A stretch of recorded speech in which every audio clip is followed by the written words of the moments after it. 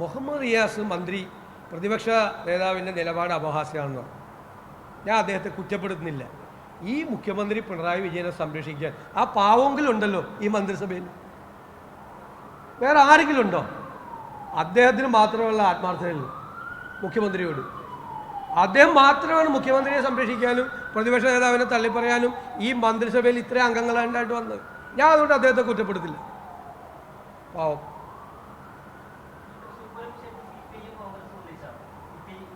അല്ല, ഞങ്ങളങ്ങനെ ഒരു ആലോചനയും CPI ആയിട്ട് നടത്തിയിട്ടില്ല.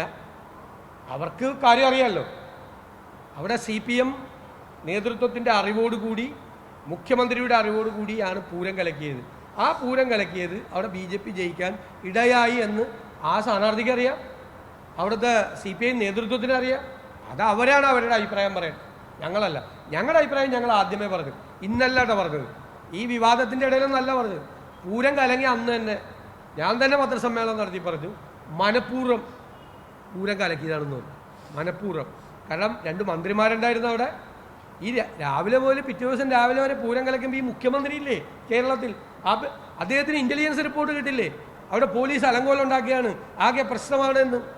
അത് കിട്ടിയില്ലെങ്കിൽ ഇദ്ദേഹത്തിൻ്റെ ആഭ്യന്തര വകുപ്പ് എന്ത് വകുപ്പാ? എന്നിട്ടും അനങ്ങിയില്ലല്ലോ, ഇടപെട്ടില്ലല്ലോ.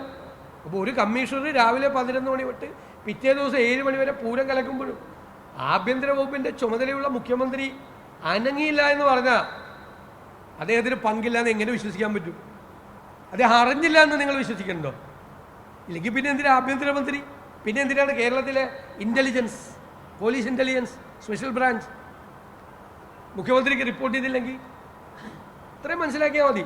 സാമാന്യ യുക്തിയുള്ള എല്ലാവർക്കും മനസ്സിലാവും പൂരം കലക്കിയതാണെന്നും ഇവരറിഞ്ഞുകൊണ്ട് ചെയ്താണെന്നും അതിൻ്റെ ചുമതല മുഴുവൻ ADGP അജിത് കുമാറിനായിരുന്നു എന്നും എല്ലാവർക്കും അറിയാം.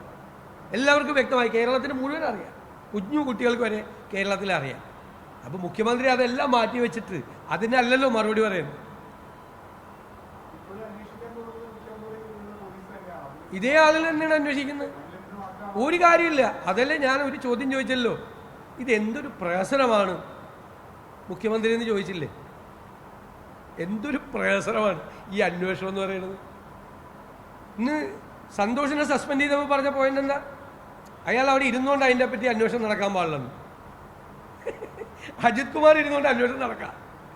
മുഖ്യമന്ത്രി തന്നെ ഈ എന്താണ് പരസ്പര വിരുദ്ധമായ കാര്യങ്ങൾ പറയാണ്. അദ്ദേഹത്തിന് ഇതിനൊന്നും പറയാൻ മറുപടിയില്ല. അതുകൊണ്ടാണ് വയനാട് മാത്രം ഒരു 53 മിനിറ്റ് പിടിച്ചത് നിങ്ങളെ എല്ലാവരെയും കൂടി.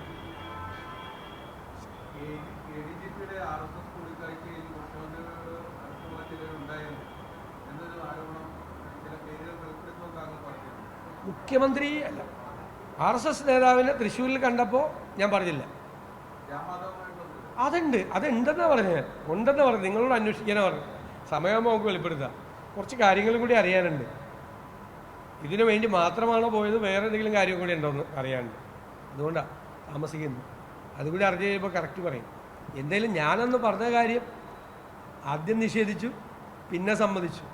തെരഞ്ഞെടുപ്പ് കാലത്ത് CPM നേതാവിന് BJPയുടെ കേന്ദ്രമന്ത്രിയായിട്ട് ബിസിനസ് ബന്ധമുണ്ടെന്ന് ഞാൻ പറഞ്ഞു. 2 പേരും നിഷേധിച്ചു. അപ്പോൾ നമ്മൾ ഫോട്ടോ കാണിച്ചു. പിന്നെ 2 പേരും സമ്മതിച്ചു. RSS നേതാവിനെ കണ്ടുവെന്ന് ഞാൻ പറഞ്ഞു. അപ്പോൾ 2 കൂട്ടരും നിഷേധിച്ചു. പിന്നെ 2 കൂട്ടരും സമ്മതിച്ചു. ഇപ്പോൾ കണ്ടാൽ എന്താ കുഴപ്പമൊന്നും? ഒരു കുഴപ്പമില്ല. അയാൾ കണ്ടത് നമുക്കറിയില്ലെന്ന് മുഖ്യമന്ത്രി പറയാ. ഞാൻ പറഞ്ഞിട്ട് എത്ര നിരുത്തരവാദിത്തപരമായിട്ടാണ് കേരളത്തിലെ മുഖ്യമന്ത്രി പറയണത്. അയാൾ വ്യക്തിപരമായി കണ്ടാണെങ്കിൽ അതിനെന്ത് ചെയ്യാൻ പറ്റുമെന്ന് ചോദിക്കണം. വ്യക്തിപരമായി അവർ തമ്മിൽ എന്ത് കാര്യം സംസാരിക്കണം? വിളിച്ചെങ്കിലും ചോദിക്കണ്ടേ, എന്തായിരുന്നു നിങ്ങൾ എന്തിനാ അയാളെ കാണാൻ പോയതെന്ന് ചോദിക്കണ്ടേ? അപ്പോൾ അറിയാമല്ലോ, എല്ലാം അറിയാം അദ്ദേഹത്തിന്. ഇത്രയേ ഉള്ളൂ.